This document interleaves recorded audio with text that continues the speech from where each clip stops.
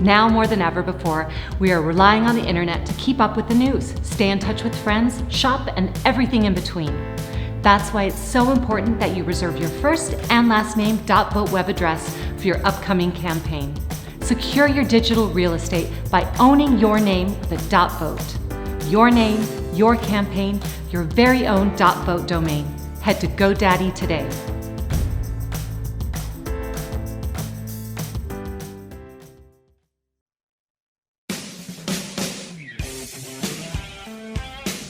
Welcome to the Independence Day edition of Breaking Battlegrounds.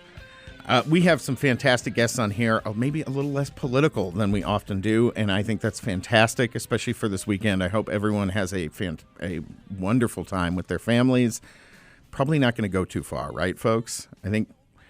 But in the meantime, we have someone on the line who I know Chuck and I are very excited to talk to, Martin DiCaro, broadcast journalist for the Washington Times and host of History as It Happens podcast. He has 25 years of experience in broadcast journalism, so you can probably give us a few pointers here, Chuck. More than a few. Yeah, he's better at this than us. Yes. Martin, thank you so much and welcome to the program. You, Chuck and Sam, you're both too kind. I'm delighted to be here. I wasn't expecting this invitation, but I'm glad you liked the podcast. Well, when you have something worthwhile to say and you provide good information, we like to have people on. You had a fantastic podcast on your History as It Happens podcast from the Washington Times, and you released it yesterday called Frederick Douglass and the 4th of July. And Frederick Douglass gave this speech on the 4th of July, and we'd like you to tell our audience exactly what it was and why was that so significant. Well, I think of this speech every year at this time. You know, a lot of us, we're all used to the standard 4th of July oratory. You know, maybe you hear it at your town's parade or you hear the president, whoever it is, right? And Douglass gives you some of that, the standard patriotic fare. But what makes this speech so remarkable are the different rhetorical turns he takes. He mixes condemnation with praise, but he ends with hope and uplift. So it's July 4th, 1852. Just a little bit of context here. It's 2 years after the Compromise of 1850, which had a new Fugitive Slave Act in it, where slaves who escaped to the North could be, in these unfair, really travesties of justice, renditioned back into the South and back into slavery. They can essentially be kidnapped back into slavery. And Douglass is outraged by this, and he doesn't really have a political home at this point. The Liberty Party, the Free Soil Party have already kind of peaked, and the Republican Party hasn't come along yet. That really happens after the Kansas-Nebraska Act of 1854. So that's a little bit of context where Douglass is at this point in American history and in his own life. So he's already a famous person. He has escaped from slavery 14 years before this. It's 1852. He's speaking to an audience of abolitionists. And as I mentioned, he goes into this standard patriotic fare. He's talking about the founding fathers, and I'll give you the quote right here from the speech. I think everybody should, seek this speech out as they spend the holiday. It's easy to find online. He, let's see, I had it here. I am not wanting in respect for the fathers of this republic. The signers of the Declaration of Independence were brave men. They were great men too, great enough to give fame to a great age. It does not often happen to a nation to raise at one time such a number of truly great men. So he's telling his audience what, they already know, that the founding fathers were brave. And what Douglass means by this is not that, he's ignoring how the founders may have inadequately dealt with slavery, right?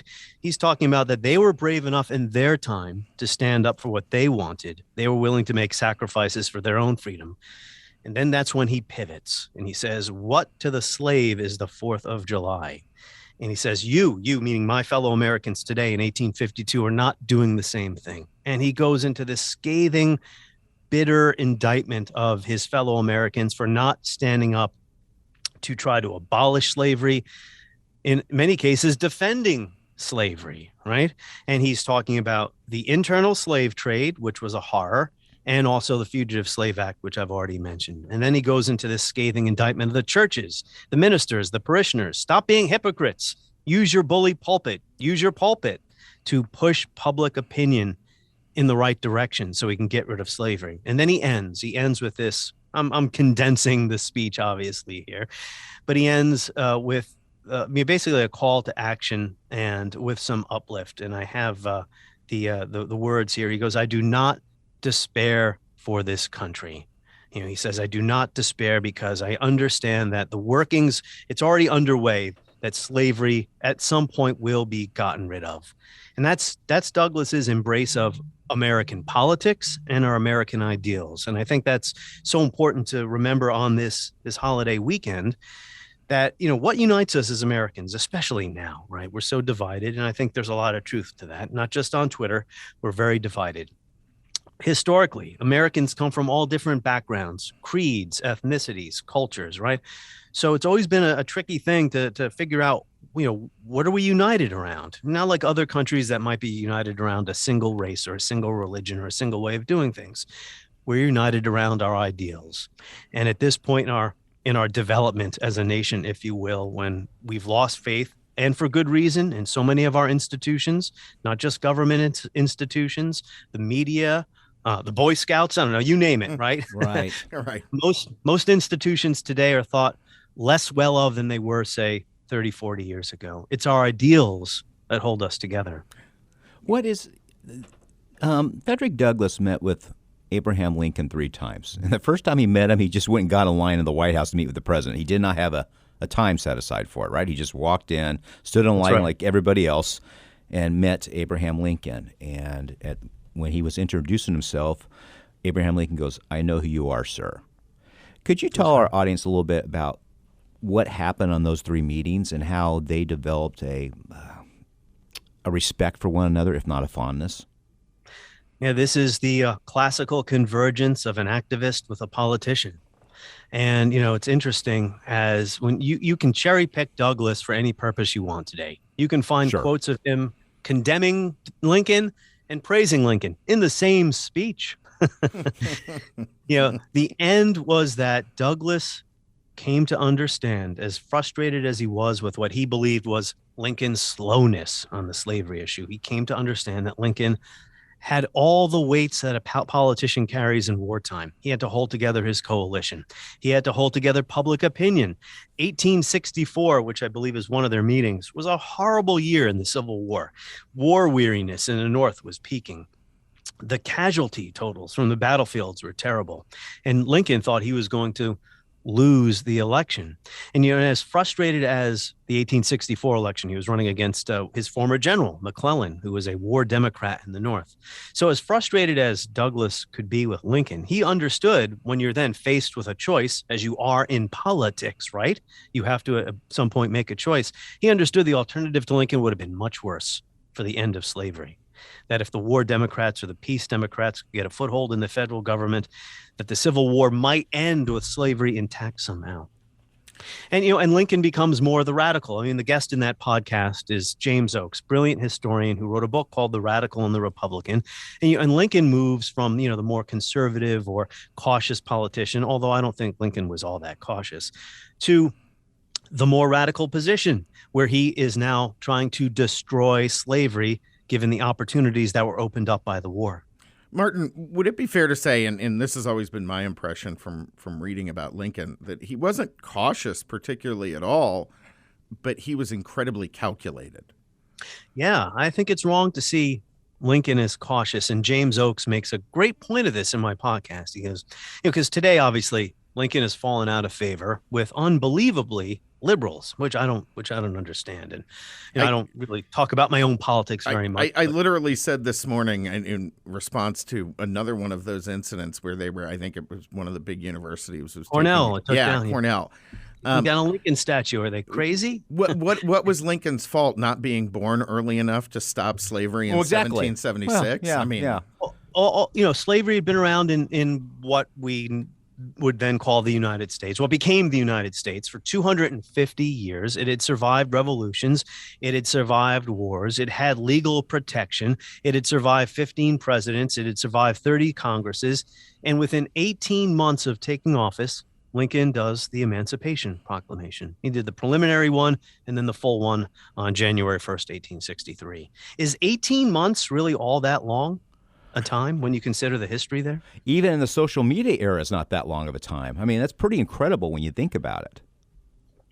Absolutely. So, I think what the lesson, if we could use that term lesson, the takeaway from Douglas, his speech in 1852 and his interactions with Lincoln, is our ideals matter, that we shouldn't surrender those ideals to our opponents, whoever they may be. Douglas could have very easily said, to hell with these people, as some people do today, talking about the founding fathers, white supremacists, slaveholders, et cetera, I have no use for them. But he said, no, the Constitution, according to Frederick Douglass, was a liberty document. I'm not going to cede that ground to my opponents and let them say the Constitution protects slavery forever. It's my Constitution too. But he does a rhetorical twist in this speech where he says, yes, this is my country and I admire our founders, but this is your holiday, talking to his audience of, mixed race audience, but he's speaking to white Americans.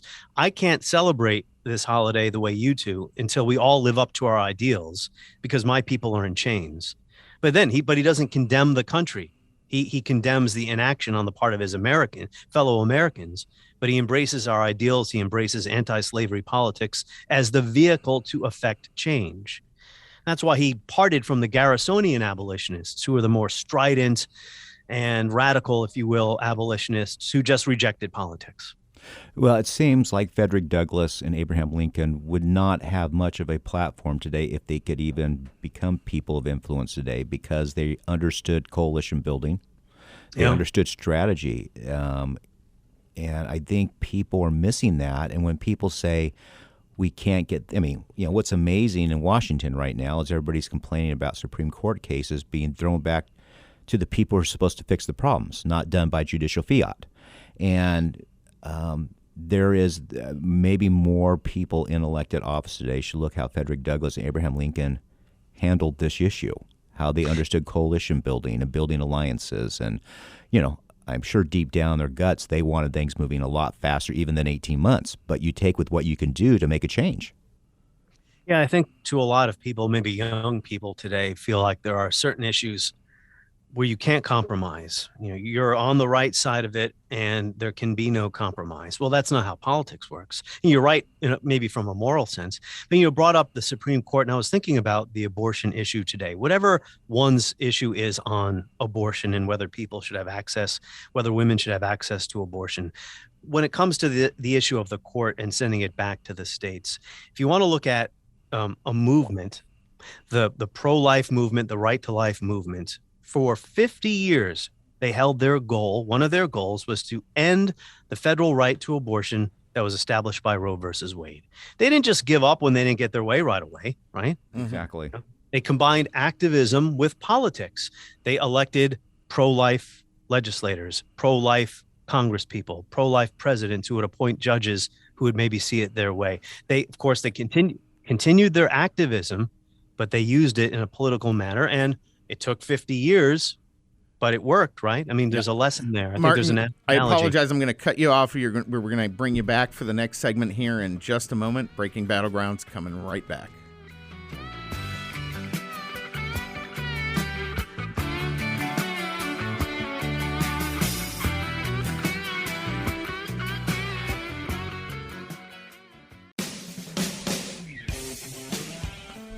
Welcome back to Breaking Battlegrounds. On the line with us today, Martin DiCaro, broadcast journalist for the Washington Times, host of History as It Happens podcast. Fascinating discussion so far. Martin, how do folks keep up with you and your work? Because I think a lot of folks around the country could use maybe a little more nuanced view of history right now. A little more Martin. History as It Happens is available wherever you might find your podcast. So you have Apple Podcasts, Spotify. It's also at WashingtonTimes.com, or maybe the easiest way of all, historyasithappens.com. That takes you to the podcast's home. Fantastic. At the Washington Times. Fantastic. Martin, did Frederick Douglass view the Declaration of Independence, the Constitution, as abolitionist documents? Yes. He thought that the Constitution, and he was going further than most anti-slavery people were willing to go. He went further than many Republicans were willing to go. But he believed that the Constitution, what, in his view, then what good is it, right? He believed that the Constitution made liberty the rule, slavery the exception. And he did not want to see that, not just for political tactics reasons, right? He did really believe this. Now, the Constitution, as of course Frederick Douglass well understood, has some protections for slavery in it, but it also gives the federal government areas where it can regulate slavery. But also the Constitution can be amended. And in Douglass's view, and this is something that my guest in this episode points out, James Oakes, he says, a lot of people who think of themselves as progressives today kind of forget where all of this comes from. The basis for any ethical, legitimate politics, the starting point has to be, all men are created equal. And they're endowed by their creator with certain inalienable rights. I'm probably getting a word or two wrong here from the Declaration, but life, liberty, and the pursuit of happiness. And that the Constitution, in Douglass's view, was I guess you would say, the articulation of those principles, right? But you can read the preamble to the Constitution. It has a lot to do with liberty in there, preserving liberty. So yes, the short answer to your question. Sorry for my long-windedness today. Perfect. Frederick Douglass believed the Constitution was a pro-liberty document, if you will. Now, some abolitionists thought it was a pro-slavery document, and that's why Douglass parted ways with the Garrisonians. Yeah, it's interesting. Douglass, there was obviously very deep conflict at that time, a lot like we're seeing right now. And I really view Douglass as one of the ones who helped bridge the gap between very absolutist views and a more nuanced reading of history, politics, and what was possible.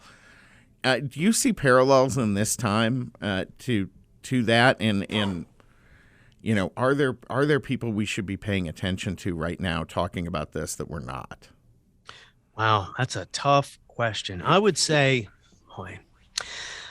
I would say that historians, many of whom are on my podcast, not just to pitch myself here, I think they're a good source of trying to understand the historical sweep in all of this, right? I think people on both sides of the political aisle, we get caught up in the day-to-day outrages, and we think each setback is the end, right? The end of the world. Each new Supreme Court ruling is the end of democracy as we know it, right? I think the answer is to do more listening to people with whom you disagree. Who matches Frederick Douglass, though? You asked me, who could we be listening to today? That's a hard one. Well, what's amazing about that is Frederick Douglass was talking about the greatness for the men who put together the Constitution, right? Talking about the greatness, how many of these people were at one time.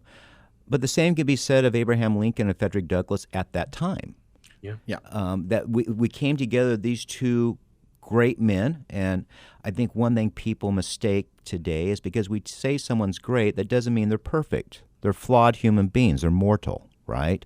But at the end of time, for some reason, if you're a person of faith, you know why. If you're not, it's coincidence. But we had the founders of this country, something that was so rebellious, so outside the bounds of the way the world worked. And then you have this civil war, and you have this poor attorney who became president with amazing wisdom and patience and faith, and you have Frederick Douglass with the same qualities. How fortunate is our country? Yeah. Yes, we had the right people at the right time, and I wonder what would have happened to the Union had someone other than Abraham Lincoln been in charge. He got most extraordinary set of circumstances for any president easily, right? Maybe the possible exception of the Great Depression and World War II for Franklin Roosevelt, or, the beginning of the country when everything George Washington did establish a new precedent. But I think what you're saying is really an indictment of current generation of political leadership in our country. And that goes for Republicans and Democrats. I think we're suffering from a lot of a lack of leadership, and not just in government, to my early point in our conversation. Yep. Our institutions have failed us. Well, they have failed us. And Martin, I thought I left you with a tough question, but I thought that was the right answer. It was kind of where I was trying to take you, is that Douglass was a historian, self-taught, read deeply on just about everything in terms of the history of politics, the country. A lot of other folks who have made big impacts throughout our history have also paid significant attention to all of that and read into it. And I think we are just deeply, deeply missing that element right now, is an honest look at our history, not sugarcoating one side or another, or trying to turn it into the day's political debate. Or use it as a cudgel, right? Yeah. To make a point. Correct. Yeah, I've had historians on who've been praised the 1619 project, and those who have attacked it. I'm not a fan of that project because I think it's a distortion of history. Yeah, but we don't want to go to the other extreme too and sugarcoat it. You brought up who can we look at today who might be a leader like or a figure like Frederick Douglass. When Colin Powell died, I had Jeffrey Engel from Southern Methodist University on to discuss Powell. And I brought up the fact that in the mid 90s, after Powell led the United States in the first Gulf War, and he was, every Republican in the country wanted him to run for president, it seemed, and he decided not to. Jose, is there another figure today, or has there been another figure in American life like Colin Powell who seemed to be universally respected regardless of their political situation? No, there's not. I think there is the potential if Tim Scott ever really ran for president and got some momentum.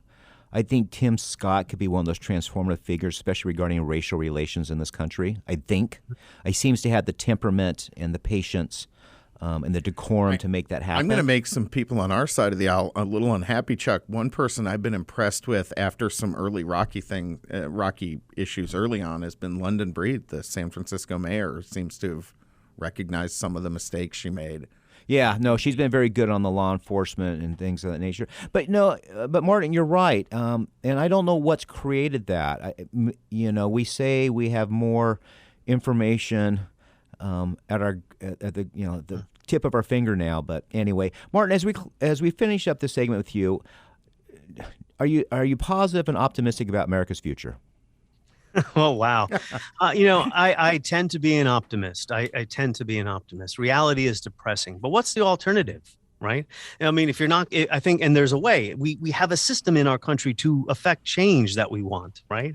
It's the political system. It's electoral politics, because the alternatives don't seem very appealing to me.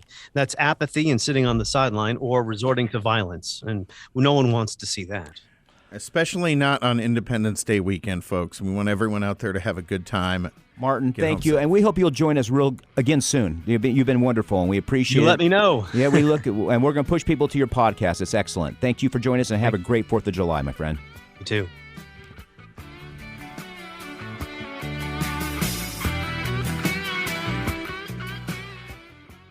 When you're running for office, your name is on the ballot. So why not have your website be your name? If your name is John Smith, you need a .vote web address that says www.johnsmith.vote. 2022 will come faster than you think. Visit GoDaddy today and kick off your new campaign with a new personalized web address.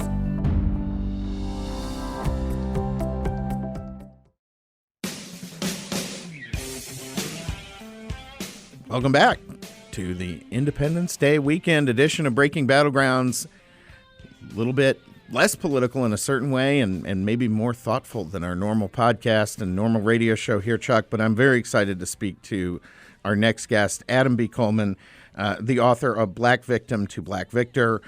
He's an op-ed writer, public speaker, host of a Good Faith Space Twitter Spaces show, and the founder of Wrong Speak Publishing. He was born in Detroit, has lived throughout the country, writes a lot about his struggles with fatherlessness, homelessness, and masculinity.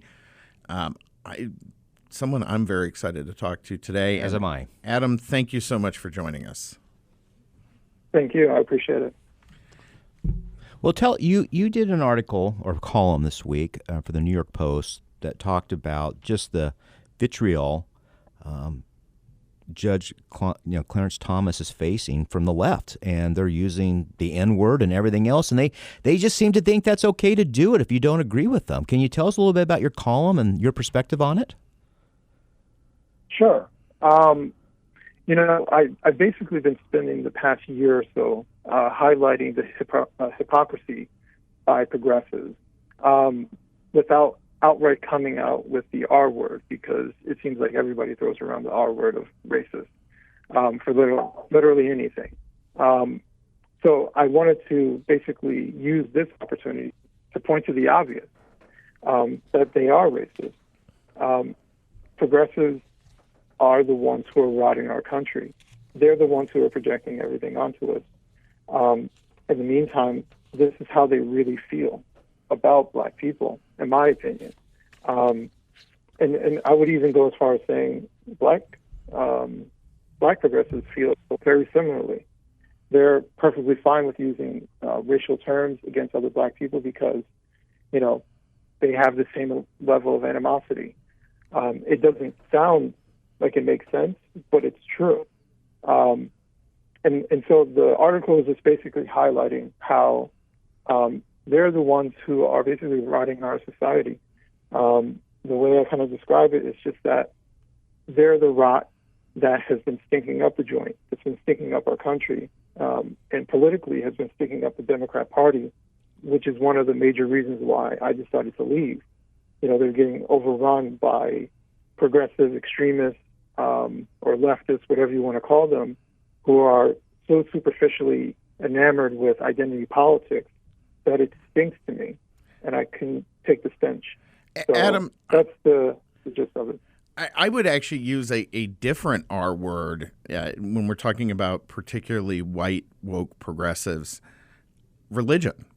I think they have adopted their wokeism as a religion, and anyone who doesn't subscribe to it lock, stock, and barrel is a heretic.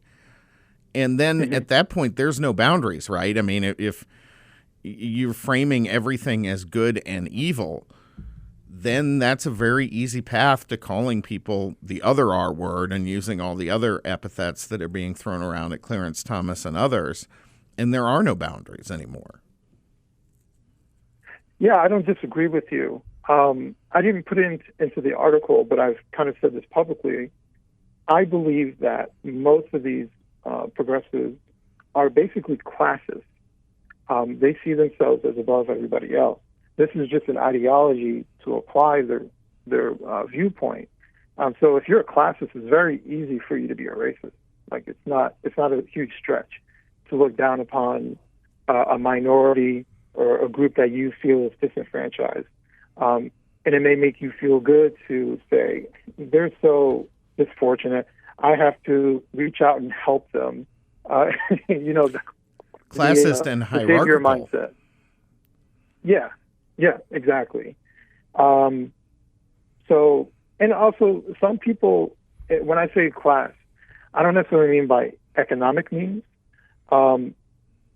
I know people who have, who are middle class, who I would consider classes. They have a very elitist viewpoint of the world. And I think that's ultimately a problem. So, whether you want to call them elitist or classist, but I think it's almost one and the same. They look down upon people. Adam, we have just about a minute before we go to break here. And how I want you to tell people how they follow you. Where can they find your book? I assume it's on Amazon and all that kind of thing. But tell people how they stay in touch with your work. Yeah. So the book you can purchase on Amazon. I sell signed copies on wrongspeak.net for Wrongspeak Publishing. So they can purchase signed and non-signed copies there. It's also on barnesandnoble.com. For the most part, I'm very active on Twitter, so they can follow me at wrong_speak. And the same for Instagram and Facebook as well. Fantastic. Well, we're going to be coming back here in just a moment with more from Adam B. Coleman. I want to get into his book a little bit, Chuck. I think that's a fascinating, absolutely fascinating discussion, and a little bit about his background as well. So, folks, stay tuned. Breaking Battlegrounds coming right back.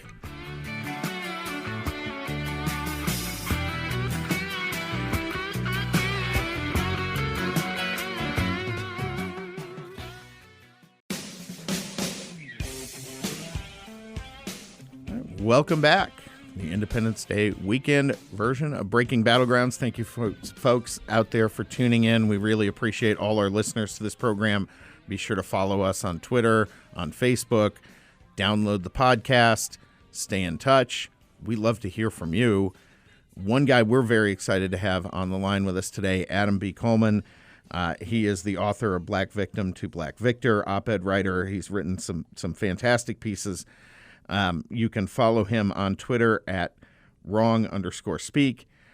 Adam, tell us a little bit about your background out there for folks who don't know you.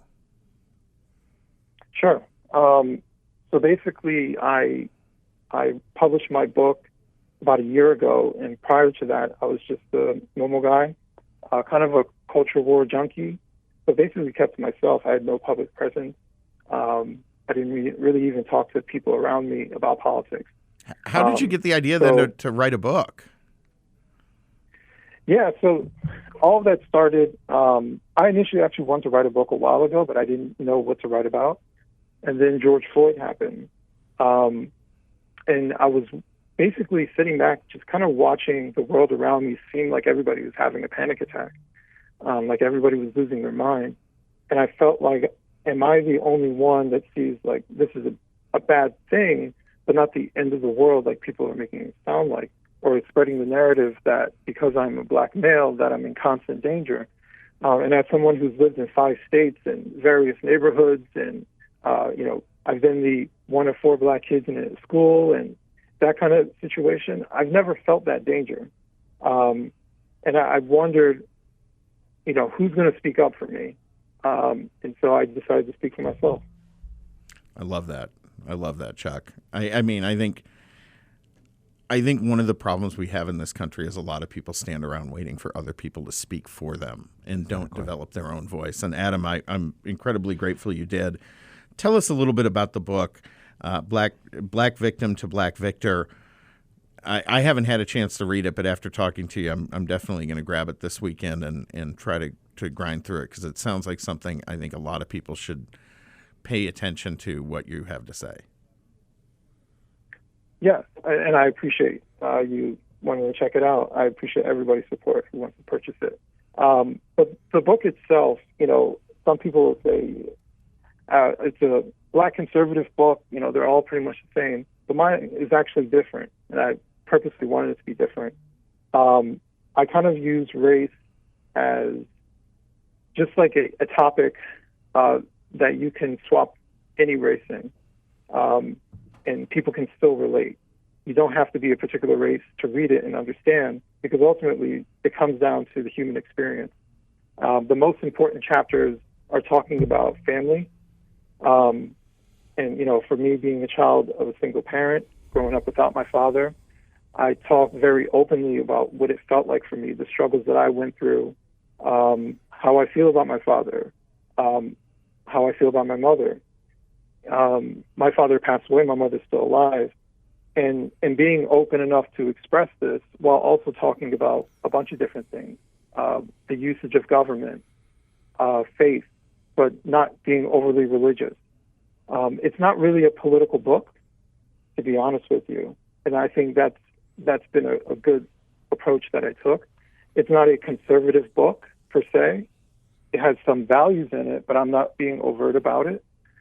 It's just a book where I'm explaining things in a very matter-of-fact way, and it makes sense. And I also give some psychological and behavioral analysis along the way, because I'm really into that stuff. So, it's a different book. It's a very personal book, and I do a lot of storytelling within it as well. So it's not boring to read. I'm not lecturing people. I'm looking forward to reading that. Adam, how big is the problem of fatherlessness among the black community, in your opinion? It's the canary in the coal mine for America. It's a big problem. I use my wife as an example. She grew up in Brooklyn, and never really thought about it until we got together when we started discussing fatherlessness. She only remembered one family in her neighborhood that had both parents in the home, and they were from the Caribbean. That's a problem. And what's become even a bigger problem, that's why I say it's a canary in the coal mine, is that America has the highest rate of single-parent homes in the world. Does it really? I don't think people understand it. Yeah. I did not know that. Neither did I. Yeah. So it's affecting all demographics. It's just that we're a very small population, and it's disproportionately high for us. Including the marriage rate. We have a low marriage rate. I think we might have the lowest marriage rate of racial demographics in the country. So it's something to be very concerned about. And so if you're someone who is not black, who is reading this and understanding basically here's what it looks like when a community is split apart by not having the fathers in the home, and here's what happens to their children. Here's what happened to me. And, to give them caution that this can happen to everybody else. And it has happened to a lot of people, and I've talked to them, including people in other countries. I've talked to people in the United Kingdom who have similar upbringings. So it's a very human thing. This isn't. That's why I say I'm talking about race, but people can relate to it, and it's very relatable. What are some of the things that you look back and say fatherlessness had a big impact on my life in these ways? Confidence. I went a long time with low confidence, and some anxiety as well. And, I say this all the time. I didn't know what it meant to be a man. Like, I didn't know what a man looked like, how a man was supposed to behave, how a man was supposed to act. I had my son at the age of 21, and now I don't know what a man is supposed to be like, and now I have to raise a young man. And so it was some growing pains, but having my son also showed me how important it is to have the father in there. My son and I have a really good relationship. I've been there from day one. He can always rely on me. We have open communication. I listen to him. He listens to me. I respect him. I always say he's better than I am, and he's going to be better than I am. So it's our relationship that, especially as he was entering his teenage years, he's 16 now, I really saw what my impact on him is, and I see how much farther along he is than I was when I was his age. It sounds like, too, as you're talking about him, that your experience of being a father has been, as informative and instructional, or significantly informative and instructional for you, too, right? Like, you're learning as you go with this. Yeah, exactly. In some ways, because I didn't have my father, and the only thing I told myself is that I didn't want to be my father, it allowed for me to figure out how I want to discipline, how I want to interact with him, to basically be the father that I thought I would want for myself when I was a kid. So, my son is sensitive like I was sensitive when I was a kid. So I don't have to be harsh with him. I could just be disappointed, and that'll get him in shape, and then we talk about it, right? I don't have to yell at him. When I was a kid, you didn't have to yell at me. You just talked to me. So he's very much like me. And so I just try to keep that in mind when I'm interacting with him. When he looks down and he says he's fine, but I know he's not fine, I keep probing until he tells me what's going on, or he feels comfortable telling me. It's things like that. I try to use my childhood experience when it comes to raising him. Trying to communicate with a teenage son sometimes takes the patience of Job. As a father of a teenage boy, and we understand why women tear their hair out of their head. We're with Adam Coleman, author, Black Victim to Black Victor. Since you wrote this book and released it and have sort of taken more of a public profile, what has surprised you about it? What reactions have you been surprised with? How has this changed your life? It's changed my life. Well, from one respect, that going from just being a guy to now knowing some of the people I used to watch on podcasts or being interviewed by people that I used to listen to all the time is very surreal. Mm-hmm. Having opportunities to write for the New York Post, something I didn't anticipate. And honestly, when I started this, I just wanted to express myself, and I was happy if 10 people would buy my book. So I had no expectations, and because of that, it's been a blessing. Even being on here on a radio show, you guys asked me to come on. So I truly had no expectations throughout this entire situation. But I would say the biggest thing that was surprising is I don't really get much hate. And I think I kind of expected that. I always felt like everybody being worried about being canceled and someone saying this and someone saying that. I get very little hate mail. As a matter of fact, I got a hate mail one time, and I replied back and talked to him. And by the time we were done, he was like, "You're a cool guy. We don't agree on this, but I respect you." Right? So See, if you that's approach what it in the right happens way- with a teenage son. He has taught you patience and communications, right? Exactly. I'm really big on communication. So, but I think overall, the hate isn't really as strong. It's just that people like to employ fear, right? There's one horror story and everybody gets scared and everybody shuts up. So what I'm trying to do is advocate for people to speak up, right? Because the more of us that speak up, the more of a coward that they appear to be, because they are. A lot of times they attack people in groups. So why don't we build up our group? We're the majority, the sane-minded majority, even if we're slightly to the right or slightly to the left. But we're fighting extremists. Adam, we have only a couple of minutes left here, and I want to thank you. This has been a fantastic discussion. We would love to have you back on again. But before we go, what would you tell people about how to transform themselves? If they're seeing themselves as victims, how do they transform themselves into victors? I went through that transformation, and one of the things I had to do was reflect. Also, I sought therapy. Therapy really helps. I'm a big advocate for therapy.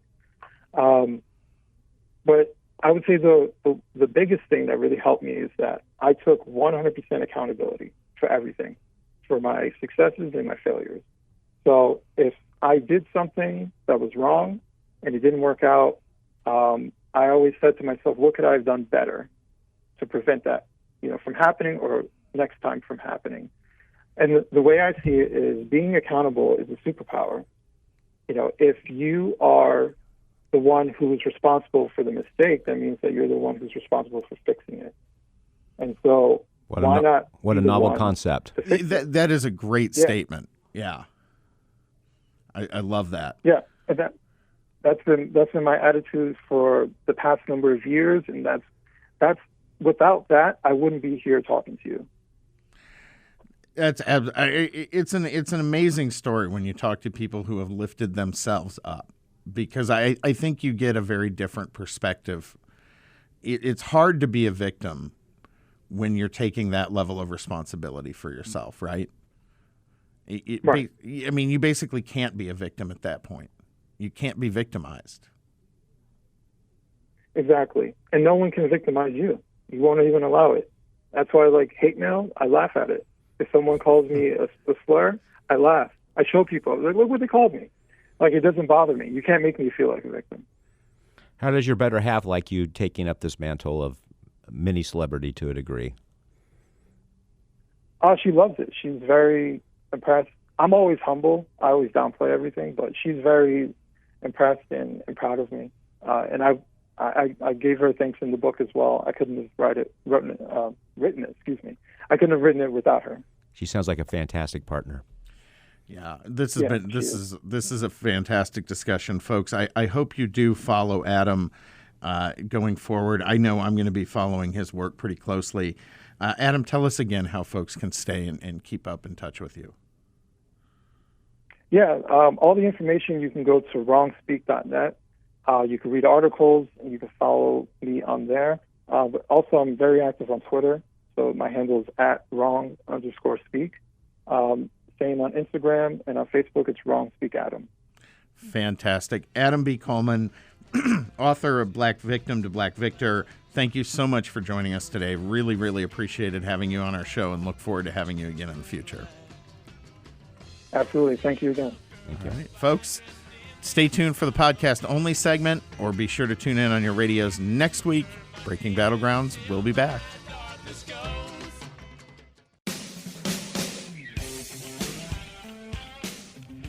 Welcome back to the podcast-only portion of our show, Breaking Battlegrounds. I'm Chuck Warren with Sam Stone, and in studio is Jamie and Kip, and they're pounding their knees waiting to get out so they can go enjoy the holiday weekend.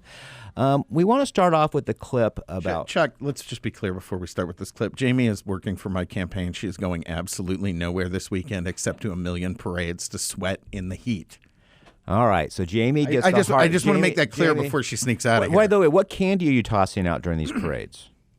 There's no candy? Oh no! What's going on? What's this operation going on? Wait a minute! No, I have. Kip would have candy. I have candy. You have to do hard. This is Arizona. They do hard candy. Do hard candy. No caramel. All right, fine. The Snickers are out, unless you like chocolate peanut soup. You could do some sort of Dumb and Dumber thing and throw snow cones out or something. Anyway, we're going to start a 3-minute segment here of Ronald Reagan talking about America, and then Sam and I will go from there. Jeremy, go ahead, please.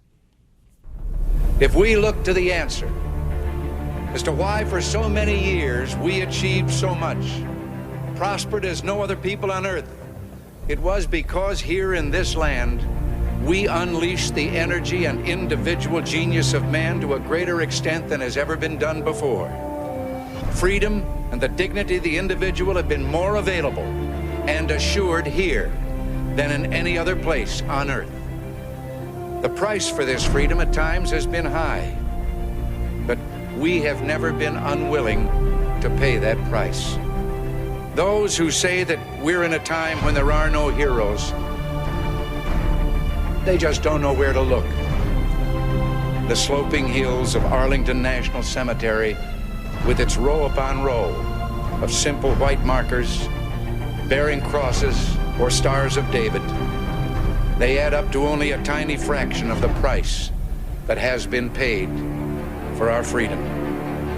Each one of those markers is a monument to the kind of hero I spoke of earlier. Their lives ended in places called Belleau Wood, the Argonne, Omaha Beach, Salerno, and halfway around the world on Guadalcanal, Tarawa, Pork Chop Hill, the Chosin Reservoir, and in 100 rice paddies and jungles of a place called Vietnam. Under one such marker lies a young man, Martin Treptow, who left his job in a small-town barber shop in 1917 to go to France with the famed Rainbow Division. There on the Western Front, he was killed trying to carry a message between battalions under heavy artillery fire. We're told that on his body was found a diary. On the flyleaf, under the heading, My Pledge, he had written these words: America must win this war. Therefore I will work, I will save, I will sacrifice, I will endure. I will fight cheerfully and do my utmost as if the issue of the whole struggle depended on me alone. We must realize that no arsenal or no weapon in the arsenals of the world is so formidable as the will and moral courage of free men and women. It is a weapon our adversaries in today's world do not have. It is a weapon that we as Americans do have. Let that be understood by those who practice terrorism and prey upon their neighbors. As for the enemies of freedom, those who are potential adversaries, they will be reminded that peace is the highest aspiration of the American people. We will negotiate for it, sacrifice for it. We will not surrender for it now or ever. We are Americans. Well, I don't even know what to say beyond that, Chuck, because Ronald Reagan, obviously, I think was one of the greatest orators in our history, certainly in modern history, but he's able to speak from a perspective that very few politicians or people today could speak from. Well, I think something we're missing today, as we were talking with our earlier guest, Martin, is we don't seem to have leaders right now that give a vision like we just heard. I mean, that was clearly patriotic, but at the same time, it wasn't a soft Hallmark type movie message. No. We're going to pay a price, but this is what we want, peace. Mm-hmm. And it's sort of like John F. Kennedy's statement, you're a fool if you don't think we're going to go and do what we can to protect that peace. Right. And this is my concern about our current political leadership on both sides. We don't seem to have that person. And I don't know who that person is to pop up. There are some on the left and right that have the oratory skills to do it. For example, I think Marco Rubio has those oratory skills. He's just got to define what his message is. I think the same as with Tim Scott we talked about. Governor DeSantis has great skills, but not quite. He's not an orator in that way. No, but I think he can define a mission because he's clear. Yes. He's articulate. He speaks very well, but I wouldn't call him inspiring in that same way. As you and I talked, I was interviewed yesterday by Reuters. They wanted a conservative perspective, and I'm pretty sure the article is going to be blah because I think you're considered the last non-crazy conservative in this country by a lot of journalists. And that's what he told me on the phone. And I think in the statement I made to him, they're not calling me. Yeah, the statement he made to me is, he's just talking about some on the left feel like the Constitution is just written by a bunch of old white men to protect old white men. And I said, well, that's a funny statement, seeing that the Constitution has mechanisms where you can change it. People who are power hungry don't put that in there. And it has language in there that they knew was specifically designed to lead to the end of slavery. They just made a political compromise. And so what we had to do, as Martin talked about, and his guess is, whether you're a faith-based person or not, somehow the planets aligned, and we had these wise men who put their lives on the line to create a constitution that was so radical in the world, right? Who thought it would last 60 days, let alone an enormous departure from government, every government that had previously existed. These supposed old white men who put this mechanism to change it, skip up to the 1860s. And again, planets aligned. We get people like Abraham Lincoln, Ulysses Grant, which people always forget about what he did and how he vanquished the Ku Klux Klan when he was in office. Frederick Douglass. So again, the planets aligned for America and the world. Okay? And we got out of that 13th, 14th, 15th Amendments, which got rid of slavery. Right. So again, these crazy old white men obviously didn't know what they were doing. They were just trying to protect themselves, which is just ridiculous. But my comment is here as we finish up is the reporter asked me a question, and he just said, are you optimistic? I said, look, the goal in our documents is to form a more perfect union. Doesn't happen overnight. Neither does any good friendship or business partnership or marriage. It takes time. It takes refinement. It takes honesty. It takes introspection.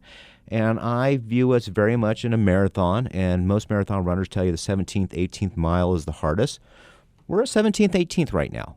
And I have great faith in our country. I have great faith right now out there. Maybe they're listening. Maybe they're not. There's someone who's ready to step up and help lead and help build coalitions that we can get things done. And I truly do believe that. I think that's a pretty good way to end it, but I'm going to throw in one other thing because, I'm a fat guy, and this is important, all right? Look, folks, I only lived in Texas for a year, but I feel honor-bound to tell you all before this holiday weekend, hamburgers and hot dogs are a cookout. Okay, it's a cookout. It's not an air fryer. Barbecue is a very specific thing, and if you're going to hold a barbecue, we expect you to do it properly. In the Texas fashion that we've been taught. Yeah, no. Proper smoking of meats is required to call it a barbecue.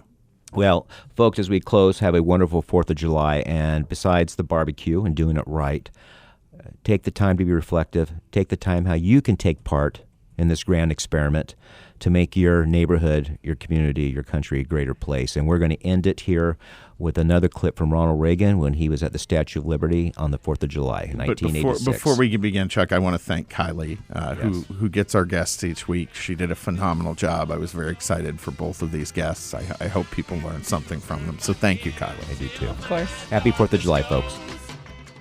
In a few moments, the celebration will begin here in New York Harbor. It's going to be quite a show.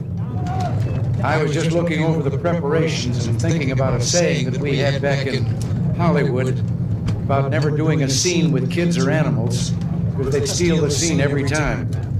So you can rest assured, I wouldn't even think about trying to compete with a fireworks display, especially on the 4th of July. My remarks tonight will be brief, but it's worth remembering that all the celebration of this day is rooted in history. It's recorded that shortly after the Declaration of Independence was signed in Philadelphia, celebrations took place throughout the land, and many of the former colonists, they were just starting to call themselves Americans, set off cannons and marched in fife and drum parades. What a contrast with the sober scene that has taken place a short time earlier in Independence Hall. 56 men came forward to sign the parchment. It was noted at the time that they pledged their lives, their fortunes, and their sacred honors. And that was more than rhetoric. Each of those men knew the penalty for high treason to the crown. We must all hang together, Benjamin Franklin said, or assuredly we will all hang separately. And John Hancock, it is said, wrote his signature in large script so King George could see it without his spectacles. They were brave. They stayed brave through all the bloodshed of the coming years. Their courage created a nation built on a universal claim to human dignity, on the proposition that every man, woman, and child had a right to a future of freedom. For just a moment, let us listen to the words again. We hold these truths to be self-evident, that all men are created equal, that they are endowed by their Creator with certain unalienable rights, that among these are life, liberty, and the pursuit of happiness. Last night, when we rededicated Miss Liberty and relit her torch, we reflected on all the millions who came here in search of the dream of freedom, inaugurated in Independence Hall. We reflected, too, on their courage in coming great distances and settling in a foreign land and then passing on to their children and their children's children. The hope symbolized in this statue here just behind us, the hope that is America. It is a hope that someday every people and every nation of the world will know the blessings of liberty. And it's the hope of millions all around the world. In the last few years, I've spoken at Westminster to the Mother of Parliaments, at Versailles, where French kings and world leaders have made war and peace. I've been to the Vatican in Rome, the Imperial Palace in Japan, and the ancient city of Beijing. I've seen the beaches of Normandy and stood again with those boys of Pointe du Hoc, who long ago scaled the heights, and with, at that time, Lisa Zanetta Hen, who was at Omaha Beach for the father she loved, the father who had once dreamed of seeing again the place where he and so many brave others had landed on D-Day. But he had died before he could make that trip, and she made it for him. And Dad, she'd said, I'll always be proud. And I've seen the successors to these brave men, the young Americans in uniform all over the world, young Americans like you here tonight, who man the mighty USS Kennedy and the Iowa and the other ships of the line. I can assure you, you out there who are listening, that these young people are like their fathers and their grandfathers, just as willing, just as brave, and we can be just as proud. But our prayer tonight is that the call for their courage will never come, and that it's important for us, too, to be brave. Not so much the bravery of the battlefield, I mean the bravery of brotherhood. All through our history, our presidents and leaders have spoken of national unity and warned us that the real obstacle to moving forward the boundaries of freedom, the only permanent danger to the hope that is America, comes from within. It's easy enough to dismiss this as a kind of familiar exhortation. Yet the truth is that even two of our greatest founding fathers, John Adams and Thomas Jefferson, once learned this lesson late in life. They'd worked so closely together in Philadelphia for independence. But once that was gained and a government was formed, something called partisan politics began to get in the way. After a bitter and divisive campaign, Jefferson defeated Adams for the presidency in 1800. And the night before Jefferson's inauguration, Adams slipped away to Boston, disappointed, broken-hearted, and bitter. For years, their estrangement lasted. But then, when when both had retired, Jefferson at 68 to Monticello and Adams at 76 to Quincy, they began through their letters to speak again to each other. Letters that discussed almost every conceivable subject: gardening, horseback riding, even sneezing as a cure for hiccups, but other subjects as well: the loss of loved ones, the mystery of grief and sorrow, the importance of religion, and of course, the last thoughts, the final hopes of two old men, two great patriarchs for the country that they had helped to found and loved so deeply. It carries me back, Jefferson wrote about correspondence with his co-signer of the Declaration of Independence, to the times when, beset with difficulties and dangers, we were fellow laborers in the same cause, struggling for what is most valuable to man, his right to self-government, laboring always at the same oar, with some wave ever ahead threatening to overwhelm us, and yet passing harmless, we rode through the storm with heart and hand. It was their last gift to us, this lesson in brotherhood, in tolerance for each other, this insight into America's strength as a nation. And when both died on the same day, within hours of each other, that date was July 4th, 50 years exactly after that first gift to us, the Declaration of Independence. My fellow Americans, it falls to us to keep faith with them and all the great Americans of our past. Believe me, if there's one impression I carry with me after the privilege of holding for 5.5 years the office held by Adams, Jefferson, and Lincoln, it is this: that the things that unite us, America's past of which we're so proud, our hopes and aspirations for the future of the world and this much-loved country, these things far outweigh what little divides us. So tonight, we reaffirm that Jew and Gentile, we are one nation under God. That black and white, we are one nation indivisible. That Republican and Democrat, we are all Americans.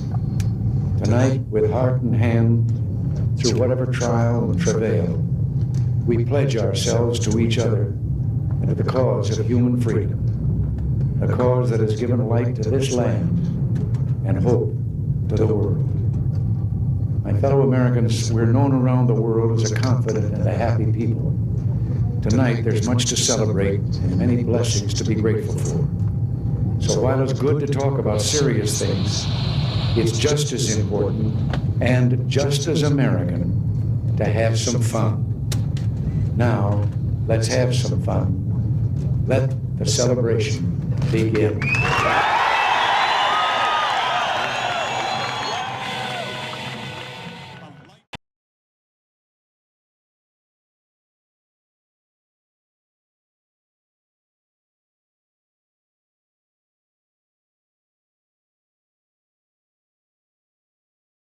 Running for office? You need a campaign website. Introducing the web address of the democratic process, .vote. So how do you purchase your .vote website? Visit www.yourname.vote. Type your website name, example www.johnsmith.vote. It's available. Add your web address to your cart and check out. Once checked out and have received confirmation, you may begin to create and utilize your website to connect and engage voters. To learn more, visit get.vote. Happy campaigning!